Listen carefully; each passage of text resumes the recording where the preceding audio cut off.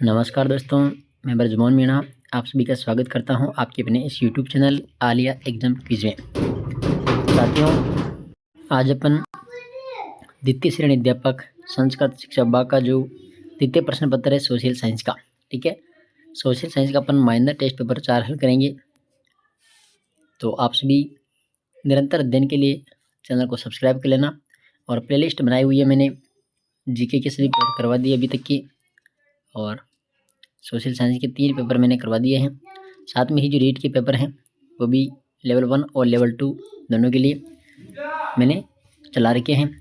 तो जो भी साथी तैयारी कर रहे हैं वो इस चैनल को ज़रूर सब्सक्राइब कर ले, और PDF फाइल के लिए आप टेलीग्राम भी ज्वाइन कर लेना, ठीक है। तो आइए शुरुआत करते हैं। चलिए, पहला प्रश्न है,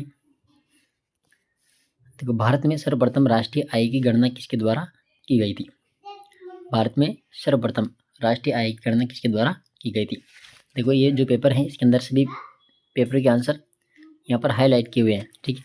ये मैंने नहीं किया, पहले ही किए हुए थे। तो ये पेपर ही मैं आपको उपलब्ध करा दूंगा यहाँ पर टेलीग्राम पर, तो आप इससे भी आप अध्ययन कर लेना। बाकी एक क्वेश्चन अपन देख लेते हैं यहाँ पर। तो भारत में सर्वप्रथम राष्ट्रीय आय की गणना किसके द्वारा की गई थी? दादाभाई नौरोजी के द्वारा। दूसरा प्रश्न है, किसी भी अर्थव्यवस्था में एक वर्ष में उत्पादित सभी वस्तुओं और सेवाओं का अंतिम मौद्रिक मूल्य कहलाता है। तो अंतिम जो मौद्रिक मूल्य है वह कहलाता है GDP। क्या कहलाता है? GDP। प्रश्न नंबर 3 है, निम्नलिखित में से GDP में सम्मिलित नहीं है। देखो, GDP में सम्मिलित नहीं है, तो कौन कौन सम्मिलित नहीं है इसके अंदर? एक तो बेरोजगारी भत्ता सम्मिलित नहीं है, और एक वृद्धावस्था पेंशन, ये भी इसमें सम्मिलित नहीं है। बाकी जो विदेशी कंपनी द्वारा भारत में उत्पादन और विदेशों में स्थित भारतीय दूतावास की आय, ये दोनों तो इसमें क्या है? सम्मिलित है GDP के अंदर, ठीक है। बाकी बेरोजगार भत्ता और जो वृद्धावस्था पेंशन है ये इसमें सम्मिलित नहीं है, यानी 1 व 3 इसका राइट आंसर हो जाएगा।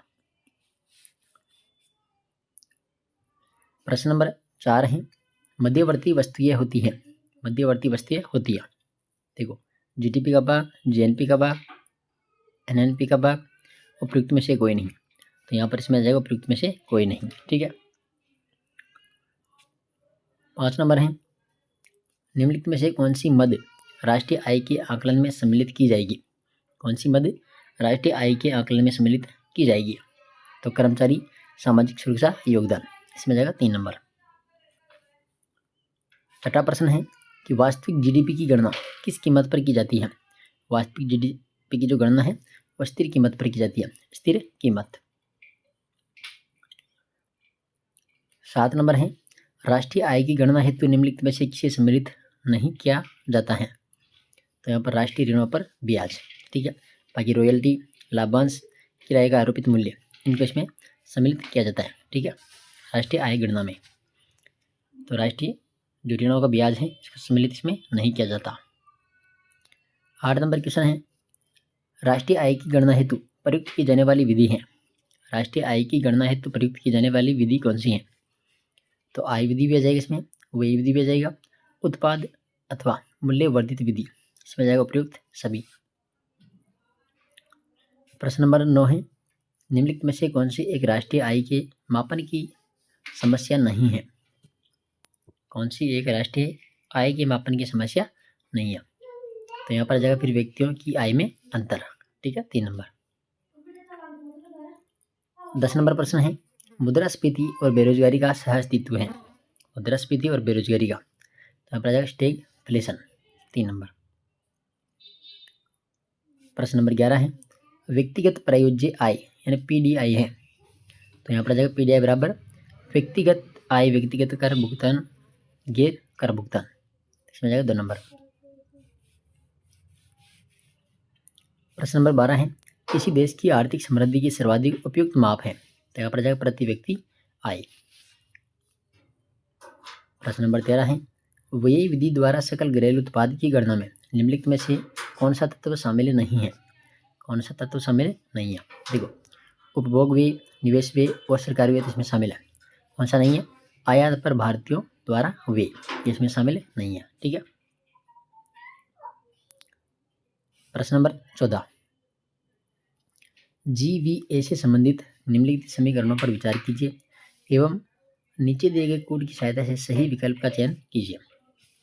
तो पहला है कि साधन लागत पर GVA बराबर आधारित कीमतों पर GVA प्लस शुद्ध उत्पादन कर, तो ये सही है। बाकी दूसरा है कि आधारित कीमतों पर GVA, ठीक है, बराबर क्या हो जाएगा बाजार कीमतों पर GVA प्लस शुद्ध उत्पाद कर, तो ये भी जाएगा।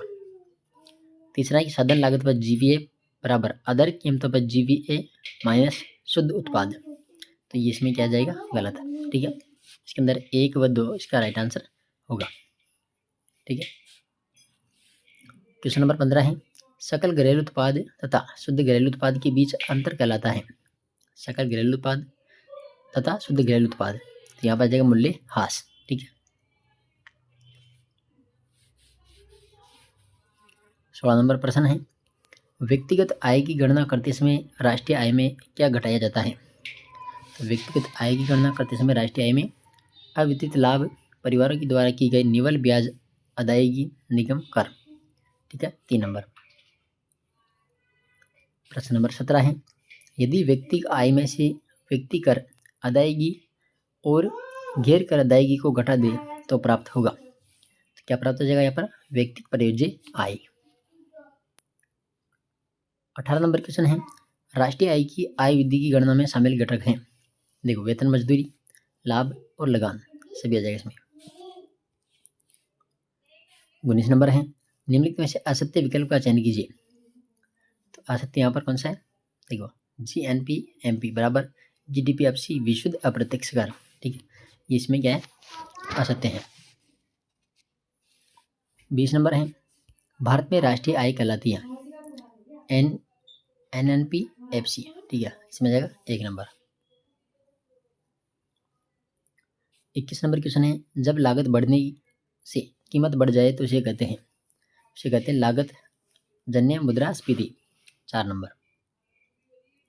22 नंबर क्वेश्चन है निम्नलिखित में से कौन लागत प्रेरित स्फीति का कारक नहीं है। तो देखो अनुदान में वृद्धि भी है, मजदूरी में वृद्धि भी है, कच्चे तेल की कीमतों में वृद्धि भी है, कौन सा नहीं है आयात शुल्क में वृद्धि। 23 नंबर क्वेश्चन है बहुत अधिक मुद्रा बहुत कम वस्तुओं के पीछे दौड़ रही है, उपरोक्त कथन स्फीति के किस प्रकार से संबंधित है। तो यहाँ पर आ जाएगा मांग जन्य स्फीति, 1 नंबर। क्वेश्चन नंबर 24 है बेलगांव मुद्रास्फीति संबंधित है, अत्यधिक मुद्रास्फीति जिसमें दरें 50% प्रति माह से अधिक हो, इसमें जाएगा 2 नंबर। 25 नंबर क्वेश्चन है निम्नलिखित में से कौन मुद्रास्फीति से सर्वाधिक लाभ कमाता है। तो यहाँ पर आ जाएगा ऋणी। 26 नंबर है मुद्रास्फीति के कारण क्या होगा, एक तो मुद्रा का मूल्य गिर जाएगा और वस्तुओं का मूल्य बढ़ जाएगा, इसमें जाएगा 2 व 3 दोनों। 27 नंबर क्वेश्चन है निम्नलिखित में से कौन सा कथन अपस्फीति का उपयुक्त वर्णन करता है। तो यह माल तथा सेवाओं के सामान्य कीमत स्तर में आहिस्ता गिरावट है, ठीक है, ये इसका राइट आंसर हो जाएगा। 28 नंबर है मुद्रास्फीति के संबंध में निम्नलिखित कथनों पर विचार कीजिए। तो पहला है कि हेडलाइन मुद्रास्फीति उपभोक्ता मूल्य सूचकांक में परिवर्तन की दर से संदर्भित करती है, ठीक है। और दूसरा है कोर्स मुद्रास्फीति वह है जिसमें खाद्य एवं ईंधन की कीमतों में होने वाले उतार चढ़ाव को शामिल नहीं किया जाता है, तो 1 व 2 इसका राइट आंसर हो जाएगा। 29 नंबर क्वेश्चन है थोक मूल्य सूचकांक के मापन में निम्न में से किस एक क्षेत्र को सबसे अधिक भार यानी वेटेज दिया जाएगा। यहाँ पर विनिर्मित उत्पाद को। अगला प्रश्न देखिए 30 नंबर फिलिप्स वक्र किनके मध्य संबंध को व्यक्त करता है, मुद्रास्फीति और बेरोजगारी। 31 नंबर है निम्नलिखित में से मुद्रास्फीति के नियंत्रण की विधि नहीं है। देखो कौन सा नहीं है, ब्याज दर को कम करना, बाकी मांग पर नियंत्रण, मुद्रा की पूर्ति पर नियंत्रण और वस्तुओं की राशनिंग, इसमें 3 नंबर राइट हो जाएगा। 32 नंबर क्वेश्चन है किन्स के अनुसार उपभोग फलन है, किसके अनुसार, किन्स के अनुसार, तो यहाँ पर आ जाएगा आय का। क्वेश्चन नंबर 33 निम्नलिखित में से कौन सा एक कथन किन्स के उपभोग फलन के लिए सही है। तो उपभोग में वृद्धि आय वृद्धि से कम तीव्रता से होती है, ठीक है। 2 नंबर।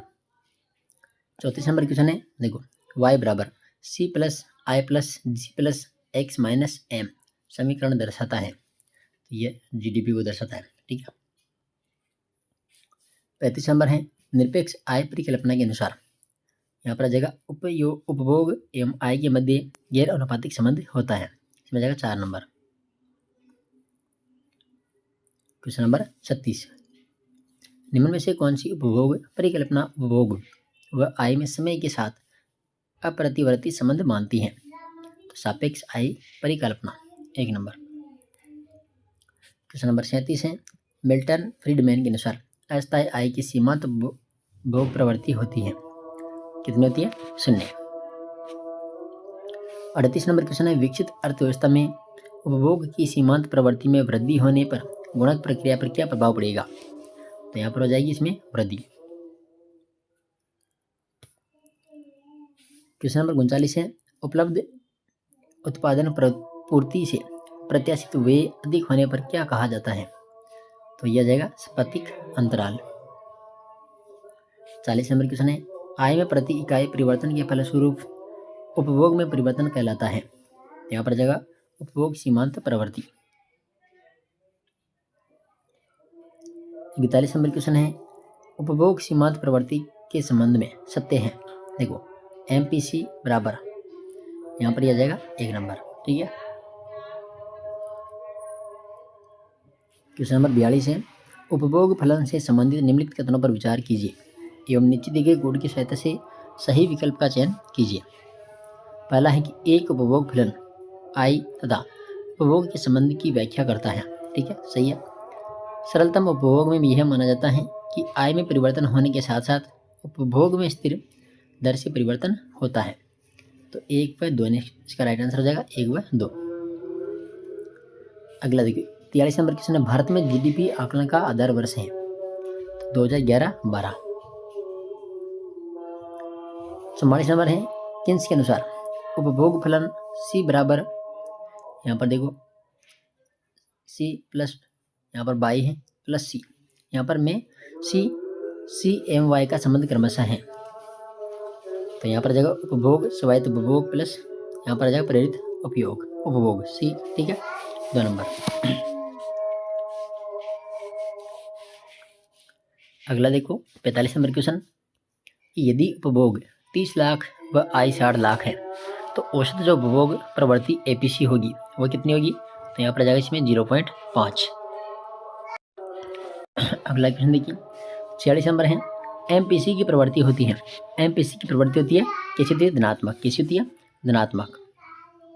47 नंबर क्वेश्चन है, भारत में वर्ष 2016 से 2021 तक ±2% के सराहनीय स्तर के साथ 4% मुद्रास्फीति का लक्ष्य निश्चित किया गया था। वर्तमान में लक्ष्य वर्ष की समय अवधि है तो 2026 तक है, ठीक है। चलिए 48 नंबर क्वेश्चन है, राजस्थान का थोक मूल्य सूचकांक का आधार वर्ष है 1999-2000। 49 नंबर क्वेश्चन, जीएनपी एवं जीडीपी में अंतर है तो विदेशों से प्राप्त शुद्ध साधन आय का। 50 नंबर क्वेश्चन है, आय के बढ़ने पर उपभोग में समानुपातिक बढ़ता है लेकिन आय के गिरने पर यह समानुपातिक नहीं गिरता है, कहलाता है तो यह जाएगा रेचट प्रभाव। क्वेश्चन नंबर 51 देखो, यहाँ पर इसको सम्मिलित करना है। एक तरफ लेखक है, एक तरफ चंद्रगुप्त मौर्य के नाम। स्ट्रेबो एरियन तो यह जगह सैंड्रोकोटस। एपियन प्लूटार्क ये जगह एंड्रोकोटस और फिलार्कस इसमें जगह सैंड्रोकोप्टस, ठीक है। 3, 2, 1। 52 नंबर क्वेश्चन है, मेगास्थनीज नामक राजपूत किस मौर्य शासक के दरबार में आया था? तो मेगास्थनीज था ये चंद्रगुप्त मौर्य के शासनकाल में भारत आएगा, ठीक है। क्वेश्चन नंबर 53, चंद्रगुप्त मौर्य एवं सेल्यूकस निकटर के मध्य हुई संधि के संबंध में निम्नलिखित कथनों पर विचार कीजिए। देखो यह भारत में प्रथम अंतर्देशीय संधि थी, ठीक है, सही है। इस संधि के तहत चंद्रगुप्त मौर्य को सेल्यूकस निकटर से 4 प्रांत यानी काबुल, कंधार, हेरात, बलूचिस्तान प्राप्त हुए थे। ये भी सही है। सेल्यूकस निकेटर ने चंद्रगुप्त मौर्य को 500 हाथी का उपहार दिया था। नहीं, सेल्यूकस निकेटर ने नहीं दिया था, चंद्रगुप्त मौर्य ने दिया था सेल्यूकस निकेटर को। ठीक है, तो ये उल्टा हो जाएगा इसमें। तो तीसरा यहाँ पर क्या है, गलत है। ठीक है, यहाँ पर आ जाएगा 1 व 2, ऑप्शन नंबर तीसरा। प्रश्न नंबर 54 है, सुदर्शन झील से संबंधित असत्य कथन का चयन कीजिए। देखो, सुदर्शन झील, यह झील सौराष्ट्र प्रांत के गिरनार में स्थित है। ठीक है, इस झील का निर्माण चंद्रगुप्त के सौराष्ट्र प्रांत के गवर्नर पुष्यगुप्त वैश्य के द्वारा किया गया था। ये भी सही है। अशोक के गवर्नर सुविशाख ने झील से पानी के निकास के लिए नहरें बनवाई थी। नहीं, ये गलत है। और रुद्रदमन ने जूनागढ़ विलेख से सुदर्शन झील के बारे में जानकारी प्राप्त होती है। ये भी सही है। तो तीसरा इसमें गलत है। ठीक है, 55 नंबर क्वेश्चन है, उत्तरापति की राजधानी तक्षशिला में हुए प्रथम विद्रोह को दबाने हेतु बिंदुसार ने किसे भेजा था? तो बिंदुसार ने यहाँ पर अशोक को भेजा था। 56 नंबर क्वेश्चन है, निम्नलिखित कथनों पर विचार कीजिए और नीचे दिए गए कोड की सहायता से सही विकल्प का चयन कीजिए। तो पहला है, एंटीओक्स सीरिया का शासक ने डायमैक्स को बिंदुसार के दरबार में राजदूत के रूप में भेजा था। ठीक है, सही है। दिव्यावधान के अनुसार प्राचीन काल में सबसे बड़ी मंत्री परिषद बिंदुसार की थी। ये भी सही है। और बिंदुसार के दरबार में पिंगल वत्स नामक आजीवक रहता था। ये भी सही है। ठीक है, इसमें जाएगा 1, 2, 3। चलिए 57 नंबर क्वेश्चन है, किस लेख में अशोक का नाम रानी और राजा अशोक मिलता है? तो यह जाएगा कनगनहल्ली लेख। कौन सा है? कनगनहल्ली लेख। 58 नंबर क्वेश्चन, देखो 58 नंबर में एक तरफ है अशोक की वृहद शिलालेख, एक तरफ है स्थान, तो इनको सम्मिलित करना है। शाहबाजगढ़ी जो पाकिस्तान के अंदर जाएगा। धौली जो है ये उड़ीसा में है, धौली। ठीक है, कालसी कहाँ पर है? कालसी उत्तराखंड के अंदर, और एरागुडी है आंध्र प्रदेश में। तो इस प्रकार से 2, 1, 4, 3 इसका राइट आंसर हो जाएगा। देखो 2, 1, 4, 3। अगला देखो क्वेश्चन नंबर 59, अशोक के अभिलेखों शिलालेखों में प्रयुक्त लिपि से संबंधित निम्नलिखित कथनों पर विचार कीजिए। अशोक की शिलालेखों में 4 लिपियां ब्रह्मी, खरोष्टी, अरामाइक एवं यूनानी लिपि का प्रयोग हुआ है। सही है। शाहबाजगढ़ी और मानसेर अभिलेख में खरोष्टी लिपि का प्रयोग है। ये भी सही है। लगमान तक्षशिला अभिलेख में अरामाइक लिपि है, जबकि शेर ए कुन्ना अभिलेख में ब्रह्मी और खरोष्टी दोनों लिपियों का प्रयोग हुआ है। तो ये गलत है इसमें। ठीक है, सत्य कौन सा? 1 व 2। 1 व 2। क्वेश्चन नंबर 60 है, अशोक की स्तंभ लेख पर सभी 7 लेख उत्कीर्ण हैं। तो यह जगह दिल्ली टोपरा। कौन सा है? दिल्ली टोपरा। 61 नंबर क्वेश्चन है, मौर्य काल में शिक्षा का प्रसिद्ध केंद्र कौन सा था? तक्षशिला। कौन सा था? तक्षशिला। 62 नंबर क्वेश्चन है, टी फेंथेलर द्वारा 1750 ईस्वी में सर्वप्रथम अशोक की किस अभिलेख की खोज की थी? तो यह जाएगा दिल्ली मेरठ। क्वेश्चन नंबर 63 है, अशोक के किस अभिलेख में युक्त, रज्जुक एवं प्रादेशिक अधिकारियों का उल्लेख है? तो यह जाएगा तीसरे अभिलेख में। ठीक है, क्वेश्चन नंबर 64 है, निम्नलिखित कथनों पर विचार कीजिए और नीचे दिए गए कोड की सहायता से सही विकल्प का चयन कीजिए। पहला है कि रुद्रदमन के जूनागढ़ शिलालेख में चंद्रगुप्त मौर्य एवं अशोक दोनों के नामों का उल्लेख मिलता है। ठीक है। दूसरा है कि अशोक की बुद्धि धम्म संघ के प्रति प्रगाढ़ आस्था के बारे में जानकारी भाबरू लघु शिलालेख के द्वारा मिलती है। तो दोनों की दोनों कथा क्या है? सत्य है। ठीक है। क्वेश्चन नंबर 65 है, अशोक के अतिरिक्त देव नाम प्रिय उपाधि धारण करने वाला मौर्य शासक कौन था? दशरथ। कौन सा था? दशरथ। क्वेश्चन नंबर 66, यहाँ पर पूछा है कि सही विकल्प का चयन कीजिए। एक तरफ बौद्ध धर्म प्रचारक हैं और एक तरफ है देश, इनको सम्मिलित करना है। ठीक है। उत्तर में जाएगा स्वर्णभूमि और महादेव, ये महादेव आ जाएगा महिष मंडल। ठीक है। महेंद्र जो है यह आ जाएगा इधर लंका और रक्षित आ जाएगा बनवासी। ठीक है। तो इसमें जाएगा 3, 2, 4, 1। 3, 2, 4, 1 नंबर दूसरा। अगला प्रश्न है कि यूनानी नाम अमित्रो चट्टस किस मौर्य शासक से संबंधित है? तो यह जगह बिंदुसार से। क्वेश्चन नंबर 68 है, अशोक का कौन सा अभिलेख कलिंग युद्ध के बारे में जानकारी देता है? तो कौन सा जगह पर? 13वां। ठीक है, 13वां अभिलेख। क्वेश्चन नंबर 69, असत्य विकल्प का चयन कीजिए। देखो, मौर्यकालीन अधिकारी और संबंधित कार्य। सन्निधता, ये कोषाध्यक्ष था, सन्निधता सही है। ये दूसरा प्रदेष्टा इसमें गलत है। ठीक है, प्रदेष्टा गलत है। प्रदेष्टा कहते हैं कंटक शोधन, जो न्यायालयों के जो न्यायाधीश है, ठीक है, उसको कहते हैं प्रदेष्टा। दूसरा इसमें गलत है। आठवीं वन विभाग का प्रमुख है और व्यवहारिक दीवानी कोर्ट का प्रमुख है। दूसरा इसमें गलत है। क्वेश्चन नंबर 70 है, मौर्य वंश का अंतिम शासक कौन है? बृहद्रथ। कौन है? बृहद्रथ। 71 नंबर क्वेश्चन है, निम्नलिखित कथनों पर विचार कीजिए। पहला है इसमें, कनगनहल्ली की खुदाई में मौर्य शासक अशोक की प्रस्तर मूर्ति प्राप्त हुई है। सही है। अशोक के 12वें शिलालेख में वचोगुत्ती, बहुश्रुत एवं समवाय पर बल दिया गया, जिसमें उसकी धार्मिक सहिष्णुता नीति का प्रकटीकरण होता है। तो ये भी सही है। ठीक है, 1 व 2।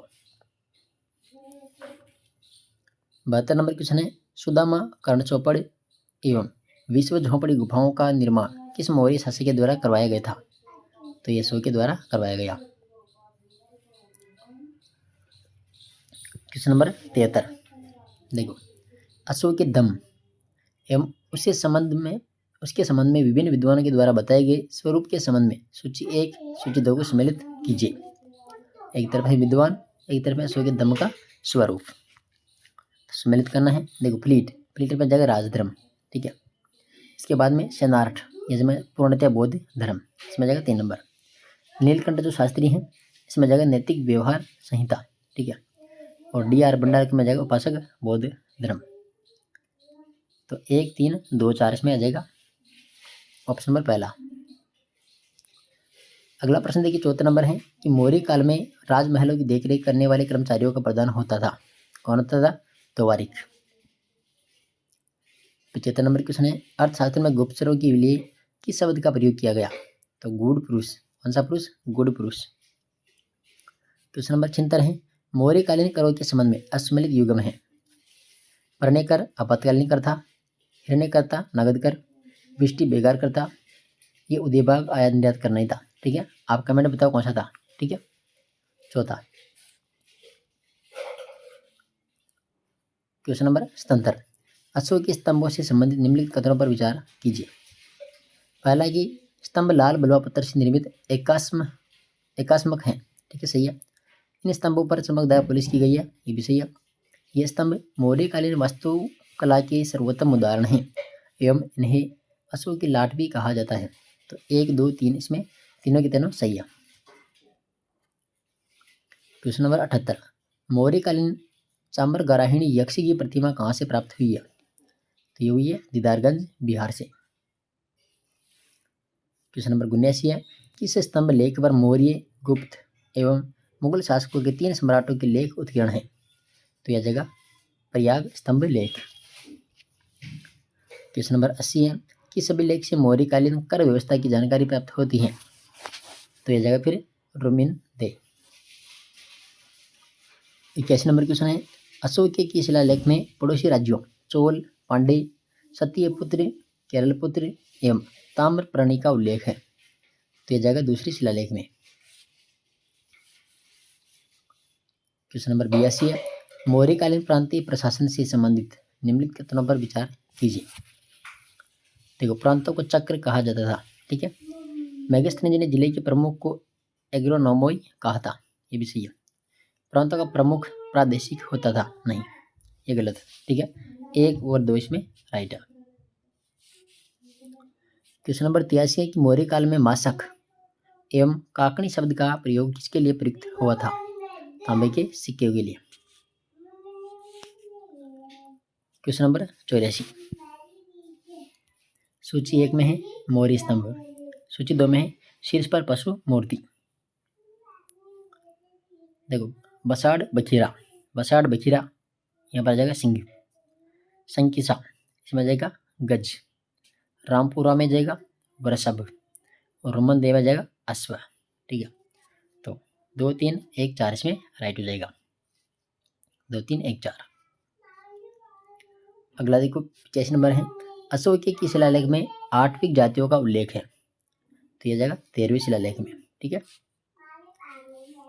क्वेश्चन नंबर 86 है, लोमस ऋषि गुफा का निर्माण किस मौर्य शासक के द्वारा करवाया गया था? दशरथ के द्वारा। क्वेश्चन नंबर 87 है, अर्थशास्त्र में कितने तीर्थ प्रशासनिक विभागों का उल्लेख मिलता है? 18। क्वेश्चन नंबर 88 है, मौर्यकालीन मणिभद्र यक्ष की मूर्ति कहाँ से प्राप्त हुई है? मथुरा से। कहाँ से? मथुरा से। क्वेश्चन नंबर 89 है, निम्नलिखित कथनों पर विचार कीजिए तथा नीचे दिए गए कोड की सहायता से सही विकल्प का चयन कीजिए।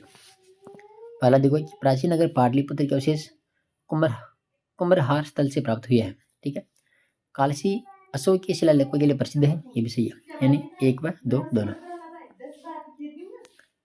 क्वेश्चन नंबर 90 है, पाटलिपुत्र में अशोकाराम विहार एवं कोकोटाराम विहार का निर्माण किस मौर्य शासक के द्वारा करवाया गया था?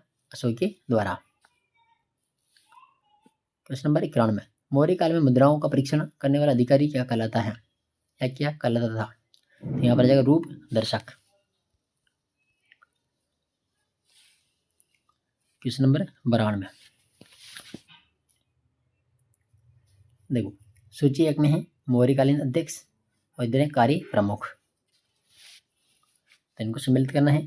तो सीताध्यक्ष ये राजकीय कृषि भूमि का प्रमुख होता था, सीताध्यक्ष। ठीक है, अकराजोध्यक्ष है ये खान विभाग का प्रमुख, पोतवाध्यक्ष यह जाएगा मापतौल का प्रमुख और संस्थाध्यक्ष जाएगा व्यापारिक मार्गों का प्रमुख। ठीक है, तो 4 3 2 1 इसमें जाएगा 4 3 2 1 1 नंबर। क्वेश्चन नंबर 93, मेगस्थनीज ने सैन्य गतिविधियों के संचालन के लिए कितनी उपसमितियों का उल्लेख किया है? 6 उपसमितियों का। चलिए क्वेश्चन नंबर 94, मौर्यकालीन गुप्तचर व्यवस्था से संबंधित असत्य कथन का चयन कीजिए। इसका विस्तृत वर्णन अर्थशास्त्र में मिलता है। ठीक है, कहाँ मिलता है? अर्थशास्त्र में।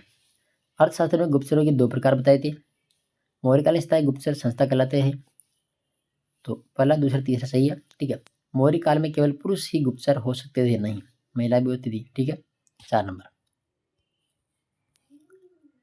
क्वेश्चन नंबर 95 है कि प्राचीन व्यापारिक मार्ग उत्तरापथ विस्तृत था, तो जाएगा पुरुषपुर से ताम्र लिप्ति।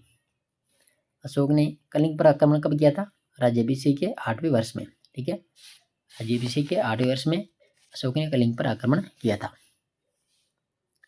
क्वेश्चन नंबर 97 है, अशोक के धम्म की परिभाषा किस स्तंभ लेख में है? अशोक के धम्म की परिभाषा तो यह है एक तो दूसरे स्तंभ लेख में और एक है 7वें स्तंभ लेख में। ठीक है, 1 व 2।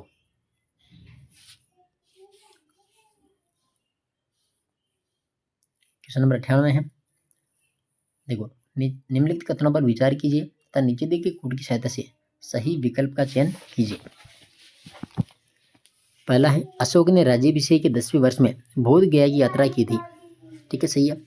अशोक द्वारा अपने राज्य के कर्मचारियों यथा प्रादेशिकों, रज्जुकों और युक्त को प्रति 5वें वर्ष धम्म प्रचार हेतु यात्रा पर भेजा था, तो 1 व 2 दोनों सही है। क्वेश्चन नंबर 99, मौर्य काल में जिले का प्रशासनिक जो अधिकारी है क्या कहलाता था? स्थानिक। ठीक है, क्वेश्चन नंबर 100, देखो मौर्य प्रशासन से संबंधित कथनों में से असत्य कथन है। मौर्य प्रशासन केंद्रीकृत शासन था, सही है। मेगस्थनीज के अनुसार मौर्य साम्राज्य में नगर का शासन प्रबंध 10 सदस्यों के द्वारा किया जाता था, नहीं गलत है। साम्राज्य में प्रशासनिक अधिकारियों की नियुक्ति से पूर्व उपदा परीक्षण किया जाता था, ये भी सही है। और केंद्रीय प्रशासन में शीर्ष राज्याधिकारियों को तीर्थ कहा जाता था, ये भी सही है। ठीक है, दूसरा इसमें गलत है। क्वेश्चन नंबर 101 है, कौन सा यहाँ पर असम्मिलित है? देखो Henri Fayol industrial and general management, Woodrow Wilson की introduction to the study of public administration, और ये तीसरा इसमें गलत है। Charles Jean Bonnin principle of administration public, ये इसमें गलत है। ठीक है, WF Willoughby principle of public administration. ये आप बताओ, ये पुस्तक जो है ये किसकी थी? ठीक है, ये आपको कमेंट में बताना है। 102 नंबर।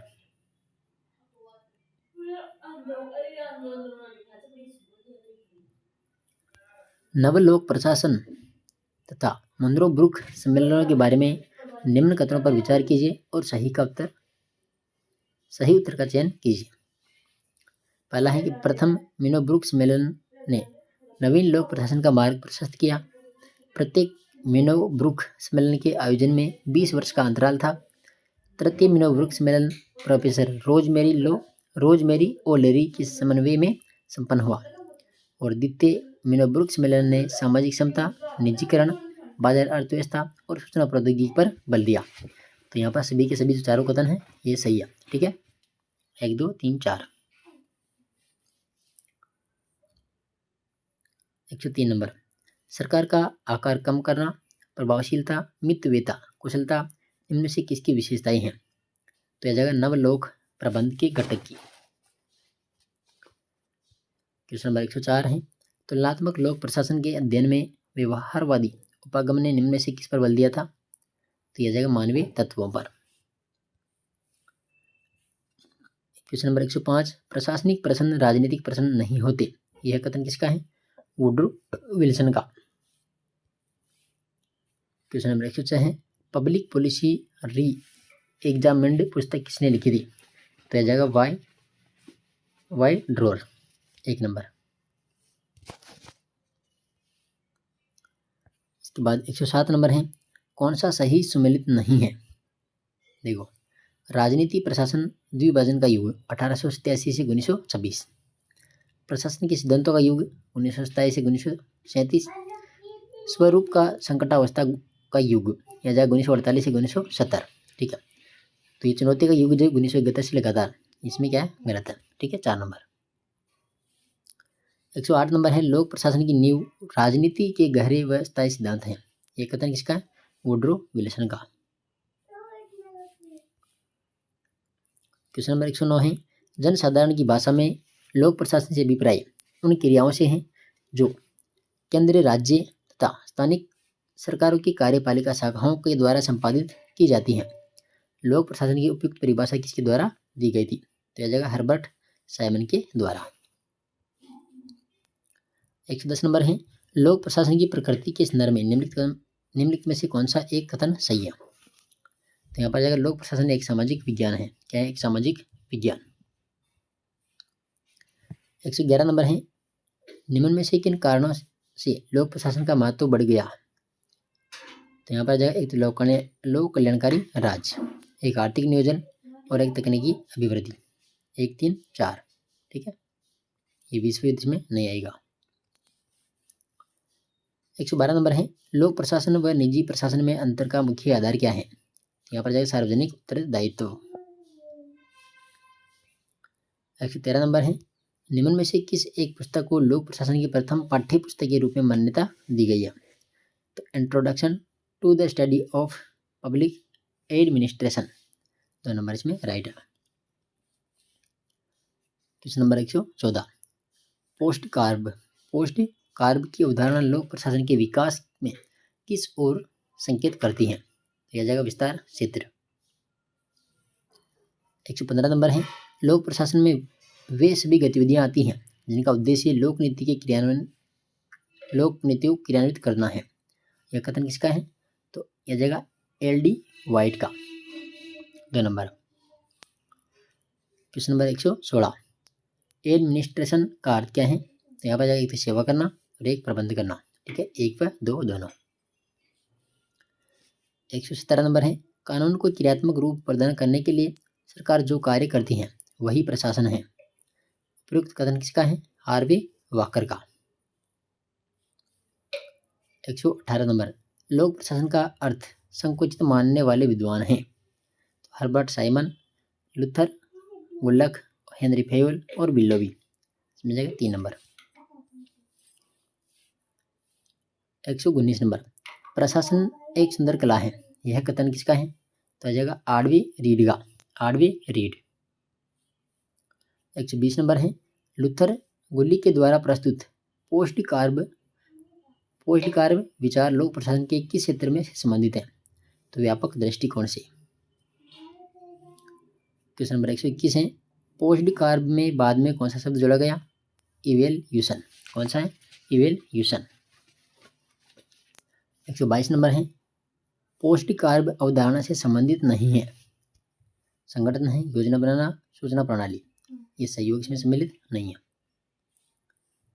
123 नंबर है, लोक प्रशासन की प्रकृति के संदर्भ में एकीकृत दृष्टिकोण के समर्थक विद्वानों में सम्मिलित नहीं है। देखो, हेनरी फेयल। कौन नहीं है? Henry Fayol, M Nigro, L D White, M M Marx. ठीक है, ये तो इसमें सम्मिलित है, यानी इसके समर्थक है।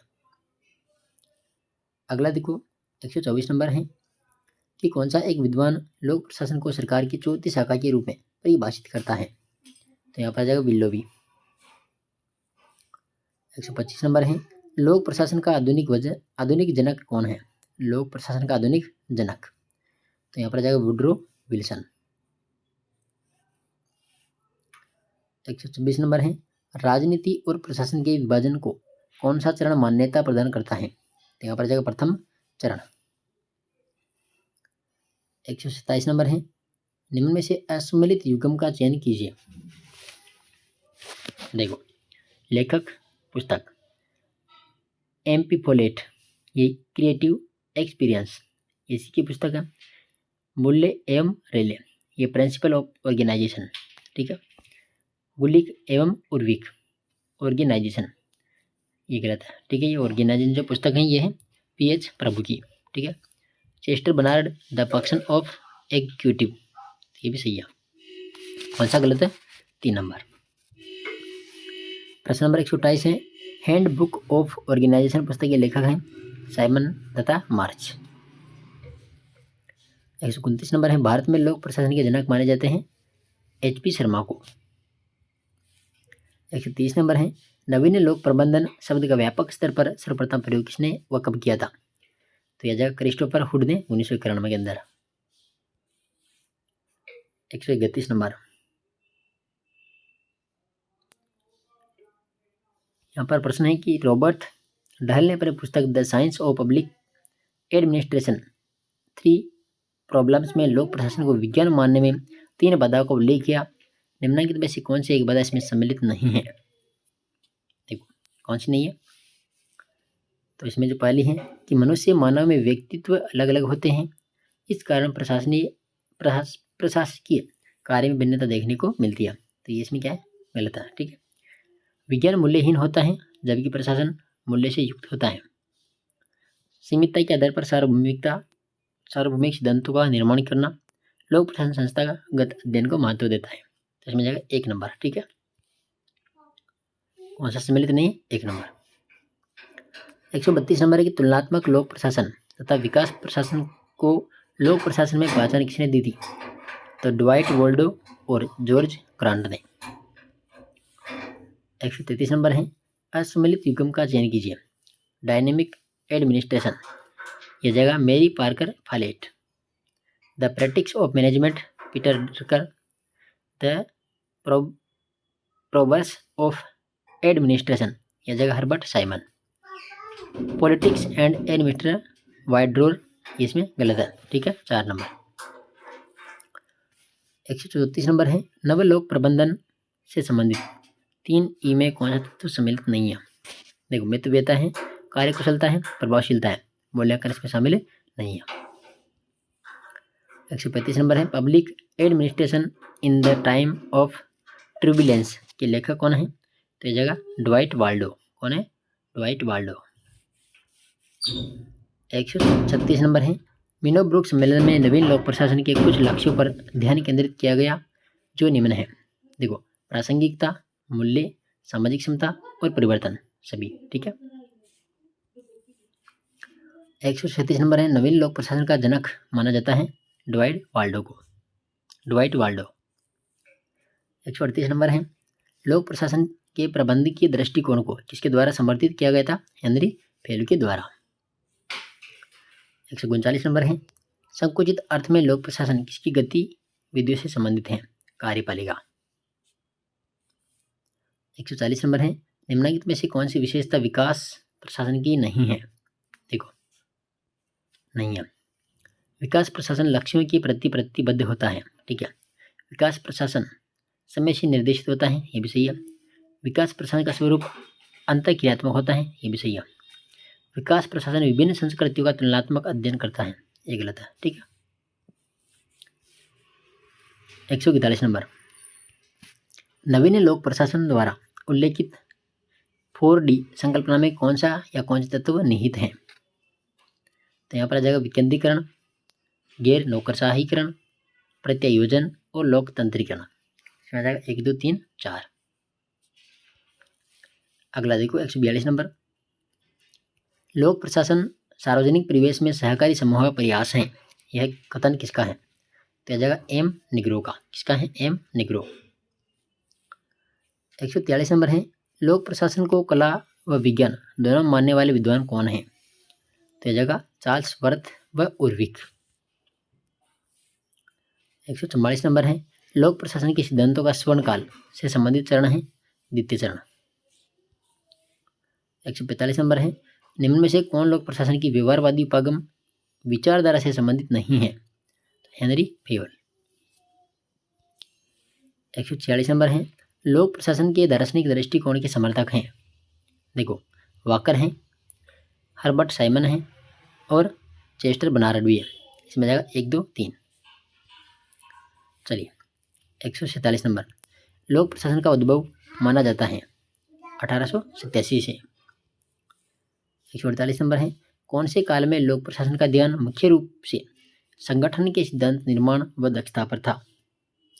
तो 1927, 1937। 149 नंबर है, निम्न में से किस दृष्टिकोण को स्वीकार करने पर एक क्षेत्र से दूसरे क्षेत्र के प्रशासन में भिन्नता आ जाएगी? तो यहाँ पर आ जाएगा एकीकृत। और ये आज का लास्ट प्रश्न है, ठीक है। प्रशासन को दर्शन मानने वाले प्रथम विचारक थे वांकर। कौन है? वांकर। तो ये SST के 150 प्रश्न थे, जो माइनर टेस्ट पेपर कौन सा 4 में पूछे गए थे, ठीक है। तो SST के मैंने यहाँ पर अभी तक 4 ही पेपर करवाए हैं, माइनर टेस्ट पेपर। अभी जो बचे हुए मेजर टेस्ट पेपर हैं 3 तो, और बाकी जो बचे हुए माइनर टेस्ट पेपर है वो भी मैं आपको यहाँ पर उपलब्ध करवा दूंगा और PDF फाइल आपको टेलीग्राम पर दे दूंगा। तो अभी से आप चैनल को सब्सक्राइब कर लेना। GK के मैंने सभी पेपर करवा दिए गए हैं अभी तक, जो भी GK के पेपर हुए, ठीक है। माइनर और मेजर, ठीक है, सभी पेपर की प्लेलिस्ट बनाई हुई है, तो आप प्लेलिस्ट में जाकर देख सकते हैं। और PDF जो है टेलीग्राम पर आपको मिल रही है। साथ में ही जो रीट की तैयारी कर रहे हैं उनके लिए लेवल 1 और लेवल 2 जो भी पेपर हैं वह मैं आपको उपलब्ध करवा रहा हूँ चैनल के माध्यम से और इधर टेलीग्राम के माध्यम से, ठीक है साथियों। धन्यवाद। जय हिंद, जय भारत।